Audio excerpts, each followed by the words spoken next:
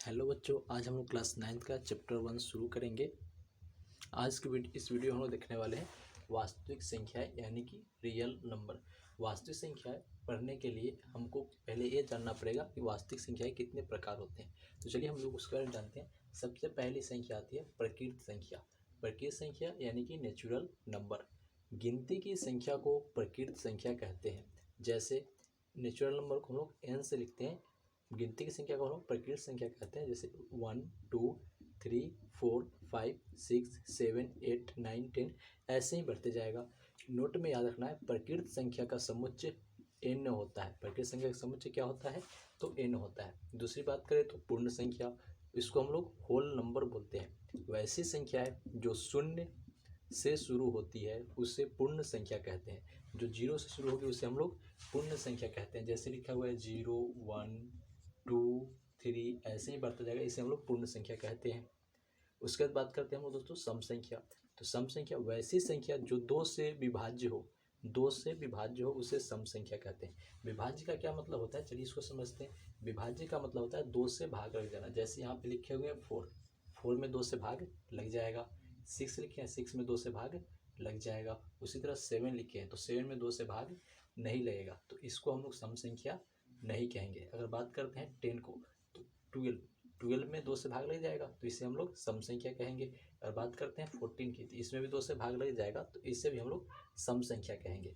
अब आगे हम लोग बात करते हैं विषम संख्या की। तो वैसी संख्या जो 2 से विभाज्य नहीं हो उससे हम लोग विषम संख्या कहते हैं।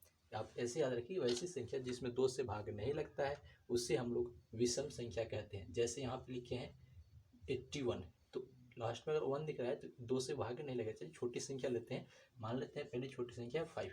इसमें हम लोग अगर 2 से भाग करेंगे तो 2 से भाग इसमें नहीं लगेगा। चलिए एक बार करके देखते हैं 2 से। 2 2 जा 4, 5 से 4 को माइनस करेंगे तो कैरी 1, देखिए यहाँ पे 1 शेष बच गया ना, तो इसमें 2 से भाग नहीं लगेगा। उसी तरह बात करते हैं 7, इसमें भी 2 से भाग नहीं लगेगा। उसके बाद बात करते हैं 11, इसमें भी 2 से भाग नहीं लगेगा। सारी हम लोग की विषम संख्या है। याद रखना है सबसे छोटी विषम संख्या 1 होती है और सबसे बड़ी विषम संख्या अनंत होती है, पता नहीं है। ठीक है, चलिए बच्चों आगे देखते हैं। अगली संख्या है अभाज्य अथवा रूढ़ संख्या। तो एक से बड़ी संख्या जो एक से तथा अपने से विभाज्य हो उसे अभाज्य संख्या कहते हैं। वैसी संख्या जो एक से कटता है और अपने आप से कटता है उससे हम लोग अभाज्य संख्या कहते हैं। जैसे मान लीजिए आपके पास यहाँ पे लिखा हुआ है 3, हम आपको बोलेंगे आप इसका एलसीएम निकालिए, तो आप क्या कीजिएगा, यहाँ पे 3 से डिवाइड कीजिएगा तो 3 1 जा 3, एक से कटेगा और 3 से कटेगा, यानी कि एक से कटा और अपने आप से कटा। उसी प्रकार हम लेते हैं 5, तो 5 में अगर हम लोग भाग करेंगे तो 5 से ही लगेगा, 5 1 जा 5, तो इसमें 5 में 1 से भाग लगेगा और 5 से भाग लगेगा। उसी प्रकार से अगर बात करते हैं हम लोग 12 की, तो 12 में हम लोग पहले 2 से भाग कर सकते हैं तो 6 टाइम्स कटेगा, फिर 2 से भाग करेंगे तो 3 टाइम्स कटेगा, फिर 3 से भाग करेंगे तो 1 टाइम्स कटेगा। तो जो 12 संख्या है 1 से भी कटेगा, 2 से भी कटेगा और 3 से भी कटेगा। तो 12 एक ऐसी संख्या है 1 से भी कटेगी, 2 से भी कटेगी, 3 से कटेगी और बात करें तो 4 से भी कटेगी और 6 से भी कटेगी। तो इसे हम लोग भाज्य संख्या नहीं कहेंगे, क्योंकि ये बहुत सारी संख्याओं से कट जाता है, मतलब बहुत सारी संख्याओं से विभाज्य है। अगर 1 से विभाज्य होता और 12 से विभाज्य होता तो इसे हम लोग अभाज्य संख्या कह सकते थे।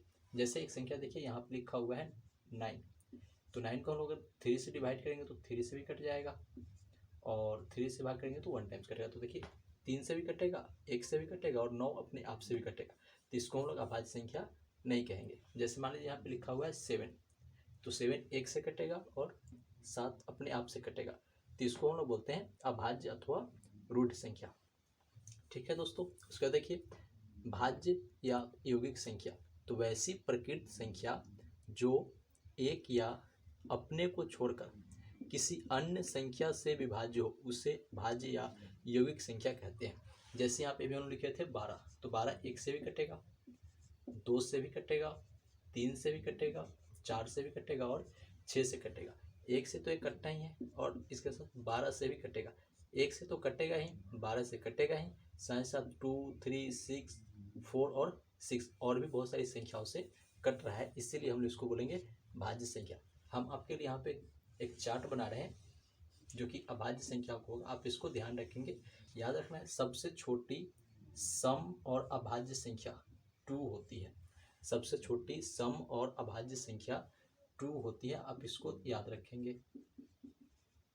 यहाँ पे लिख देते हैं आपके लिए अभाज्य संख्या, ठीक है। उसके बाद जो अभाज्य संख्या है 3 है, उसके बाद 5 होता है, उसके बाद 7 आती है, 11, 13, 17, 19, 23,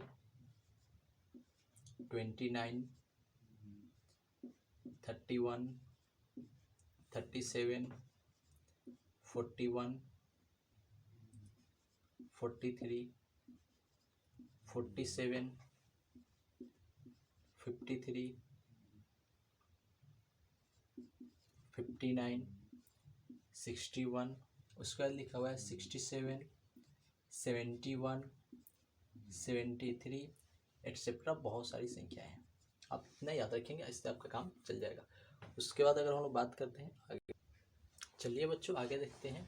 सअभाज्य संख्या जिनका HCF 1 हो उससे सअभाज्य संख्या कहते हैं। सअभाज्य संख्या किसके हैं? जिसका HCF यदि 1 आता है, HCF यदि 1 आता है तो उसे हम लोग सअभाज्य संख्या कहेंगे।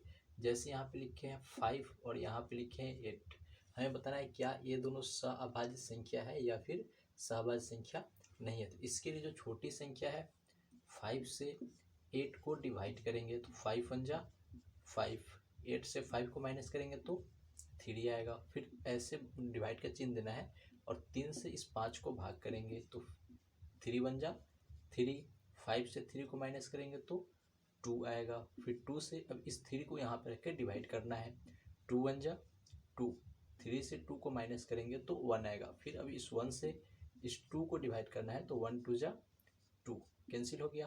कैंसिल कितने से हुआ है? तो 1 से, इसलिए इसका HCF क्या होगा? 1 होगा। तो हम लोग कह सकते हैं 5 और 8 दोनों सअभाज्य संख्याएं होती है या सअभाज्य संख्या है। अगर बात करें 6 की और 8 की, क्या ये दोनों सअभाज्य संख्या है? तो चलिए भाग करके देखते हैं। पहले 6 है, उसके बाद 8 है, तो 6 1 जा 6, 8 से 6 को माइनस करेंगे तो 2 आएगा। फिर 2 से डिवाइड करेंगे 6 को तो 2 3 जा 6, 6 से 6 तो कैंसिल हो गया, तो यहाँ पे 2 आया। तो इसको हम लोग सअभाज्य 6 और 8 सअभाज्य संख्याएं नहीं है। चलिए दोस्तों उसके बाद अगर बातें करते हैं धनात्मक पूर्णांक, तो पूर्ण संख्या को धनात्मक पूर्णांक कहते हैं। पूर्ण संख्या किसे कहते हैं? जैसे मान लीजिए 1 है, 2 है, 3 है, 4 है, ये सारी पूर्ण संख्या है, ये सारे धनात्मक पूर्णांक कहलाते हैं। ऋणात्मक पूर्णांक किसे कहेंगे? पूर्ण संख्या का प्रतिलोम ऋणात्मक पूर्णांक कहलाता है। ये जो पूर्ण संख्या है इसी का प्रतिलोम कर दीजिए। 1 का प्रतिलोम क्या हो जाएगा? -1, 2 का प्रतिलोम क्या होगा? -2, 3 का प्रतिलोम क्या होगा? -3, 4 का प्रतिलोम क्या होगा? -4, ऐसी चलती जाएगी। सारी हम लोग कहती है ऋणात्मक संख्या। अगर आपसे बोला जाए कि बताइए 0 का प्रतिलोम क्या होगा, तो 0 का प्रतिलोम तो 0 होता है। 0 का प्रतिलोम 0 होता है, आप इसको याद रखिएगा। यहाँ पे नोट में लिखा हुआ है 0 का योज्य प्रतिलोम 0 होता है, आप इसको ध्यान रखेंगे। चलिए इसके आगे देखते हैं धनात्मक और ऋणात्मक संख्या का लेखा चित्र, यानी कि हम लोग किसी आलेख पर कैसे, मान लीजिए कि हमें ऐसा एक आलेख दिया है तो हम लोग कैसे सजाएंगे, इसका हम लोग पढ़ना है। तो सबसे पहले मान लेते हैं बीच में हम लोग का है 0। अब याद रखना है 0 से हम लोग दाहिने तरफ जाएंगे, इधर लिखा हुआ है दाहिना। जब 0 से जब दाहिने तरफ जाते हैं तो हम लोग धनात्मक संख्या लिखते हैं, यानी कि प्लस का 1, प्लस का 2, प्लस का 3, प्लस का 4, प्लस का 5। जब 0 से जब बाएं तरफ आएंगे तो ऋणात्मक संख्या लिखते हैं, यानी कि -1, -2, -3, -4, -5, -6, -7। इस तरह 5 से आगे बढ़ सकते हैं। चलिए बच्चों आगे देखते हैं। आगे जो इम्पोर्टेंट बात है, पहली संख्या है भिन्न। भिन्न कहते हैं किसको है? तो जो संख्या है बट्टे मध्य से 4/3, 4 से जब हम लोग 3 को डिवाइड करते हैं इसी को हम लोग बोलते हैं भिन्न संख्या है। और परिमेय संख्या किसे कहते हैं? तो जो p/q के रूप में होता है उससे हम लोग परिमेय संख्या कहते हैं। और 4/3 क्या है? एक भिन्न है, और p/q के रूप में जो रहता है उसे परिमेय संख्या कहते हैं।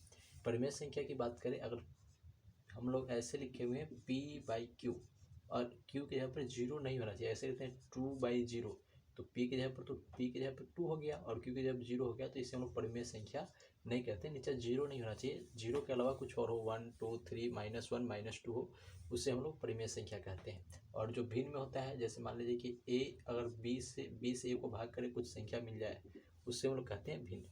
ठीक है, याद रखिएगा भिन्न 3 प्रकार की होती है। पहला भिन्न होता है सम भिन्न, दूसरा होता है विषम भिन्न, और जो थर्ड होता है वो होता है हम लोगों का मिश्रित भिन्न। ठीक है, तो चलिए समझते हैं सम भिन्न किसे कहेंगे। सम भिन्न उससे कहते हैं, मान लीजिए यहाँ पे लिखा है 2/8, तो ऊपर की संख्या छोटी है और नीचे की संख्या बड़ी है, तो इसी को हम लोग बोलते हैं सम भिन्न। अगर ऐसे लिखा है 5/6, तो ऊपर की संख्या छोटी होगी और नीचे की संख्या बड़ी होगी, उससे हम लोग बोलेंगे सम भिन्न। विषम भिन्न उसको बोलते हैं, जैसे 8/5, ऊपर की संख्या बड़ी हो गई और नीचे की संख्या छोटी हो गई, तो इसे हम लोग बोलते हैं विषम भिन्न। अगर ऐसे लिख देते हैं 5/2, तो ऊपर की संख्या बड़ी हो गई और नीचे की संख्या छोटी हो गई, तो इसको हम लोग बोलेंगे विषम भिन्न। मिश्रित भिन्न उससे बोलते हैं जो पूर्णांक वजह से बोलेंगे 2 1/3, इसे हम लोग बोलते हैं मिश्रित भिन्न। जैसे लिखा है 3 1/5, इसको हम लोग बोलते हैं मिश्रित भिन्न। चलिए उसका लिखा हुआ है समतुल्य परिमेय। समतुल्य परिमेय किसको कहते हैं, जैसे मान लीजिए मेरे पास लिखा हुआ है 2/3, आपसे बोलेगा 2/3 का दो समतुल्य परिमेय बताइए, तो क्या करते हैं हम लोग, ऊपर में पहले 2 से मल्टीप्लाई करेंगे और नीचे भी 2 से मल्टीप्लाई करेंगे, तो 2 2 जा 4 बनेगा और 3 2 जा 6 बनेगा। ये पहली भिन्न समतुल्य भिन्न निकल गई। अगर दूसरा समतुल्य भिन्न निकालना है तो 2 ऊपर लिखेंगे और 3 को नीचे लिखेंगे, और इसमें पहले 2 और 2 से गुना किए थे, तो इस वाला में गुना करना है 3 और 3 से, तो 3 2 जा 6 हो जाएगा और 3 3 जा 9 हो जाएगा। दूसरी समतुल्य भिन्न हम लोगों का यह हो गया। चलिए उसका हम लोग देखते हैं परिमेय संख्या का जोड़ एवं गुना। और मान लीजिए एक परिमेय संख्या है a/b प्लस दूसरी परिमेय संख्या है c/d, तो इसको हम लोग जोड़ कैसे करेंगे, तो सबसे पहले b और d का गुना कर देते हैं, ये हम लोगों का आएगा bd।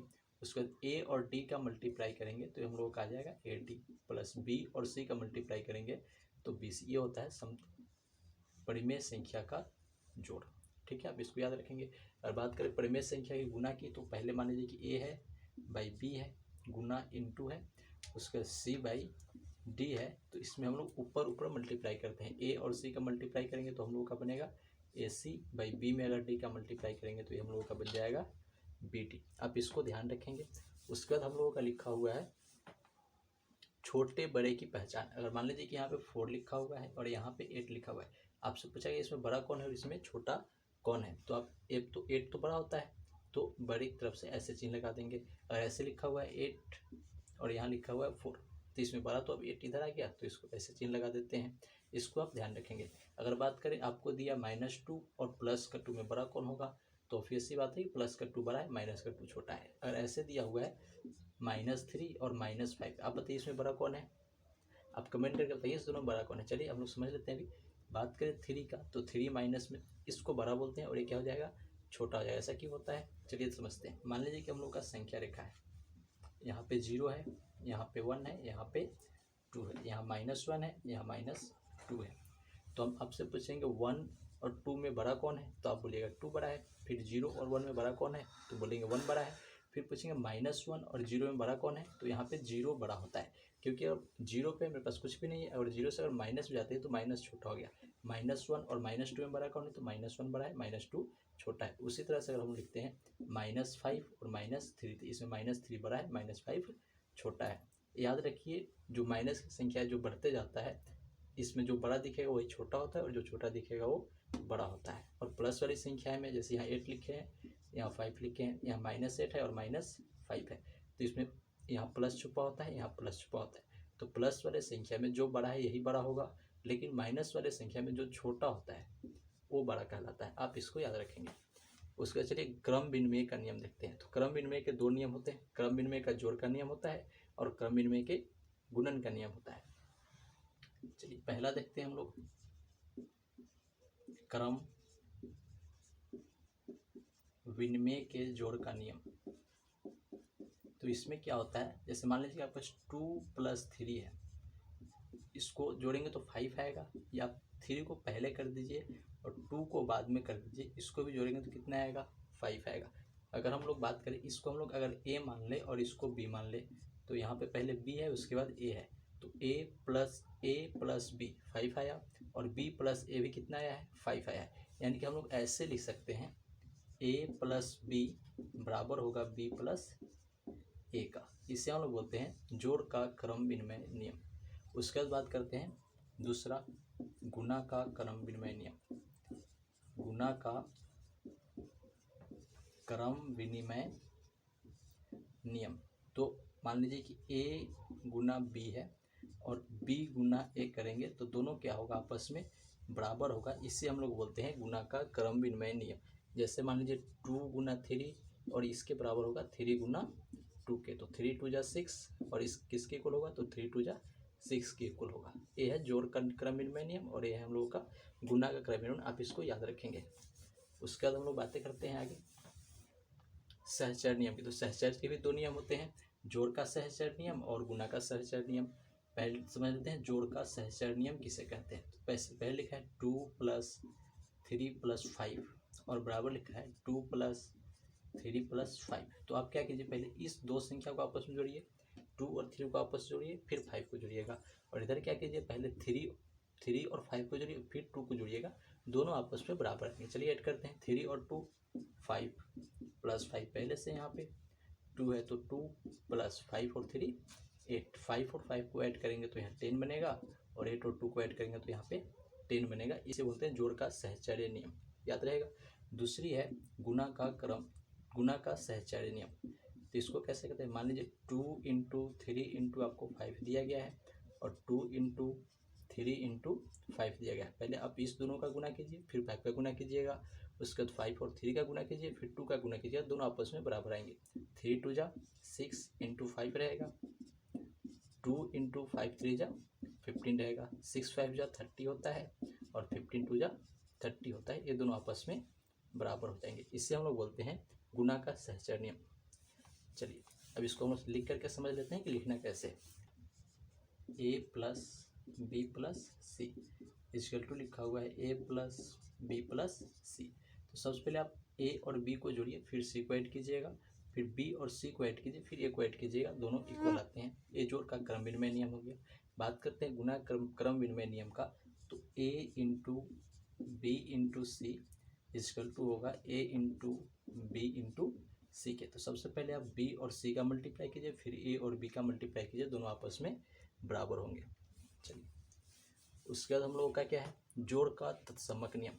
तो जोड़ का तत्समक अवयव उससे कहते हैं, जैसे मान लीजिए यहाँ पे 2 और 2 का बोलेगा जोड़ का तत्समक अवयव बताइए, तो आप लिख दीजिएगा -2, क्योंकि जब इसको ऐड करेंगे तो कितना आ जाएगा 0।